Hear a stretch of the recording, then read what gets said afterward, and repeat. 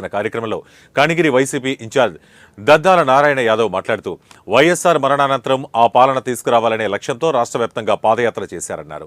పార్టీలకు అతీతంగా ప్రతి అర్హుడికి పథకాలు అందేలా చూశారని, ప్రజల శ్రేయస్సు అభివృద్ధి లక్ష్యంగా పనిచేశారని కొనియాడారు.